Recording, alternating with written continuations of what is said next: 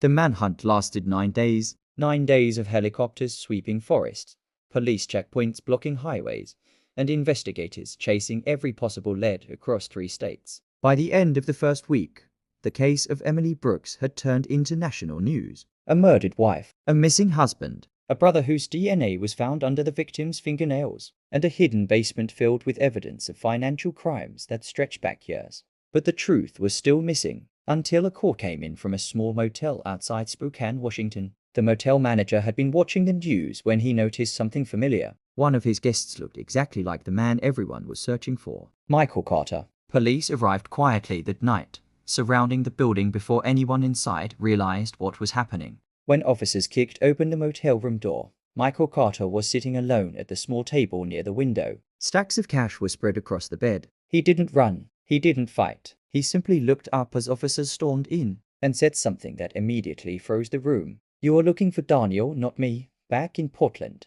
detectives began the long interrogation that would finally unravel the mystery. Michael Carter looked exhausted, like someone who hadn't slept since the night his sister died. Detective Laura Bennett placed a photograph on the table. "Emily Brooks, your DNA was found under your sister's fingernails," Bennett said. Michael stared at the photo for a long time. "I know," then start talking. For several seconds, the room remained silent. Then Michael leaned back in the chair and ran his hands through his hair. "You think I killed her," he said quietly. "That's what the evidence says."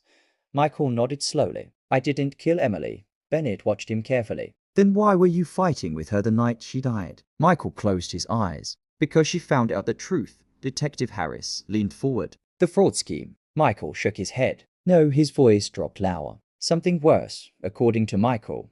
The night Emily died had started with a phone call. Emily had discovered Daniel's hidden basement earlier that week. But it wasn't just the financial crimes that terrified her. While searching through Daniel's files, she had found something that didn't belong with the rest of the documents. A video. One recorded on a security camera inside the basement. The footage showed Daniel meeting with 2 men late at night. But the conversation wasn't about business. It was about insurance. Specifically, life insurance. Emily recognized one of the names they mentioned. A man whose house had burned down the previous year. The same man who had died in the fire, and whose insurance payout had been processed by a company secretly connected to Daniel Brooks. Suddenly, the accidents in Daniel's files didn't look like accidents anymore. They looked like planned deaths. Emily panicked. She called her brother Michael that evening. She told him everything. The basement, the files, the video. Michael drove to her house immediately. When he arrived, Emily was already packing a bag. "She wanted to go to the police," Michael said. "So why didn't she?" Bennett asked. Michael looked up slowly. "Because Daniel came home. The confrontation that followed had been explosive. Emily accused her husband of being involved in multiple deaths. Daniel denied everything. The argument turned into screaming. Michael tried to calm them down, but the situation spiraled out of control. Emily grabbed her phone and told Daniel she was calling the police. That's when Daniel snapped. He lunged for the phone. Michael stepped between them. The fight that followed left Emily with the defensive scratches investigators later found. But according to Michael, something even worse happened next. During the struggle, Emily ran out of the house. Daniel chased after her. Michael followed seconds later. But by the time he reached the street, both of them were gone. "I thought they went for a drive," Michael said. "I waited. I called her phone. She never answered." The next morning, Emily's body was found in the woods, and Daniel Brooks had disappeared. Detective Bennett studied Michael carefully. "If you didn't kill your sister, why run?" Michael's expression hardened. "Because I found Daniel." The room fell silent. "Where?" Harris asked. Michael looked at the table. "At the warehouse by the river." He explained that he had gone there the night before police discovered Daniel's car. Daniel had called him, asking to meet. When Michael arrived, Daniel was already there. Terrified, desperate. "He said everything was falling apart," Michael said. "He said Emily forced him into a corner." "And then?" Bennett asked. Michael swallowed hard. He confessed.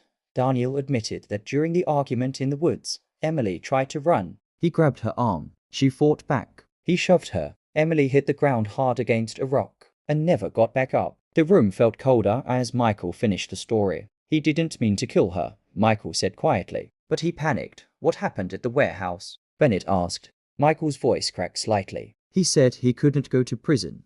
Daniel Brooks had walked toward the river." Michael tried to stop him, but Daniel stepped into the dark water and disappeared beneath the current. The rushing river swallowed him, and his body was never found. Months later, the courtroom was packed as the case reached its final chapter. Without Daniel Brooks alive to stand trial, prosecutors focused on the crimes they could still prove. Michael Carter faced charges for helping conceal evidence and failing to report the truth immediately. But the investigation also uncovered the full scale of Daniel's fraud operation. Dozens of victims, millions of dollars stolen, and 2 deaths now believed to be connected to his schemes. The courtroom fell silent as the judge delivered the final verdict. Michael Carter was sentenced to 2 years in prison for obstruction and conspiracy. But the judge's final words left a lasting impact on everyone in the room. Daniel Brooks may never stand in this courtroom, the judge said, but the truth of what happened in that family will follow his name forever.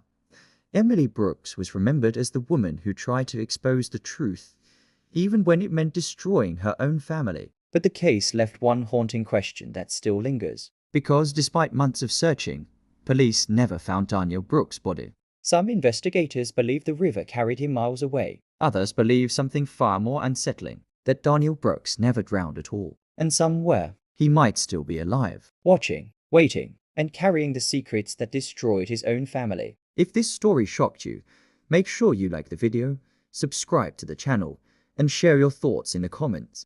Do you think Daniel Brooks really died in that river? Or did he escape justice? Because if you thought this case was intense, the next true crime story would leave you questioning everything.